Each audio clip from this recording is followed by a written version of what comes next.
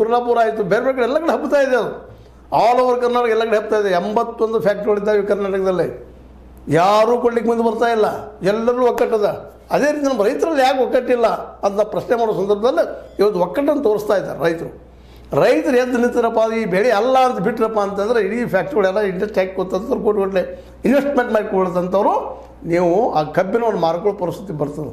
ಇದು ಗೊತ್ತಿಲ್ಲ ಮಾಲೀಕರಿಗೆ. ಆದರೆ ರೈತರಲ್ಲಿ ಒಗ್ಗಟ್ಟಿಲ್ಲದಕ್ಕಾಗಿ ಅಜ್ಞಾನ ಅಶಿಕ್ಷಿತನ ಇರೋದ್ರಿಂದ ಪಾಪ ಅವ್ರು ಹೇಗೋ ಜಗ್ತಾ ಇರ್ತಾರೆ ಬದುಕನ್ನು. ಪ್ರತಿಯೊಬ್ಬ ರೈತನ ಬದುಕನ್ನು ಇವತ್ತು ನೀವು ಸ್ವತಃ ಹೋಗಿ ನೋಡ್ಬೋದು. ಇವಾಗ ಸಿದ್ದರಾಮಯ್ಯರು ಹೋಗ್ಬೋದು, ಮೋದಿಯವರು ಹೋಗ್ಬೋದು, ಇನ್ನೊಬ್ರು ಹೋಗ್ಬೋದು. ಇವತ್ತೆಲ್ಲರೂ ಇಲ್ಲಿ ಬಂದು ಭೇಟಿದವ್ರು ಯಾರು? ಸ್ವಾಮೀಜಿಗಳು ಬರ್ತಾ ಇದ್ದಾರೆ, ಪಾಪ ಸಪೋರ್ಟ್ ಮಾಡ್ತಾ ಇದ್ದಾರೆ. ಅನ್ನದಾನೇಶ್ವರವರು ಇವತ್ತು ಬೆಳಗ್ಗೆ ಉಪಹಾರವನ್ನು ಕೊಡುವಂಥ ಒಂದು ವ್ಯವಸ್ಥೆ ಮಾಡ್ತಾ ಇದ್ದಾರೆ. ತಮ್ಮ ತಿಳಿದಂಥ ವೇಳೆಯಲ್ಲಿ ಅವ್ರು ಬಂದು ಸಹಾಯ ಮಾಡ್ತಾ ಇದ್ದಾರೆ. ಆದರೆ ಸರ್ಕಾರ ಅನ್ನುವಂಥದ್ದು ಎಲ್ಲ ಗೊತ್ತಿದ್ದ ಸರ್ಕಾರ, ಲೋಕ ಕಲ್ಯಾಣಕಾರಕ ಸರ್ಕಾರ ಯಾಕಪ್ಪ ಮುಂದೆ ಬರ್ತಾ ಇಲ್ಲ ಅನ್ನೋದು ಅಲ್ಲಿಯೇ ಹೋರಾಟ ಮಾಡುತ್ತಿರುವಂಥ ಕಬ್ಬಿನ ಹೋರಾಟಗಾರರ ಪ್ರಶ್ನೆ.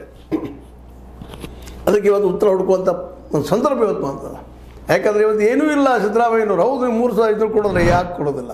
ಅದನ್ನು ರೈತರು ಕೊಡ್ತಾರೆ, ಜೊತೆಗೆ ಮಾಲೀಕರು ತಂದು ಎಲ್ಲರ ಬಂದು ಕುಳಿಸಿ ಮಾತಾಡಿಸ್ರಿ, ಒಂದು ಸಭೆ ನಡೆಸ್ರಿ, ಗೊತ್ತಾಗಲಿ ಯಾವ್ದು ಏನು ಅಂತ. ಪಾಪ ಅವ್ರು ಲಾಸ್ ಆಗಿ ಮಾಡ್ತಾರೆ. ತಂದೆ ಕೋಟಿ ಇಂಟು ಇನ್ವೆಸ್ಟ್ಮೆಂಟ್ ಮಾಡಿದಾಗ ಲಾಸ್ ಮಾಡ್ಕೊಂಡು ಯಾಕೆ ಮಾಡ್ತಾರೆ?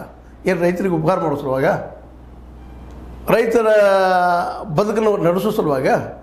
ಇಲ್ಲ ರೀ, ರೈತರ ಬದುಕು ನಡೀತಾ ಇಲ್ಲ. ರೈತರ ನಮಗೆಲ್ಲ ಕೊಟ್ಟು ಅವ್ರು ಇವತ್ತು ಒಳ್ಳೆ ಹಂತಕ್ಕೆ ಬಂದುಬಿಟ್ಟಿದ್ದಾರೆ.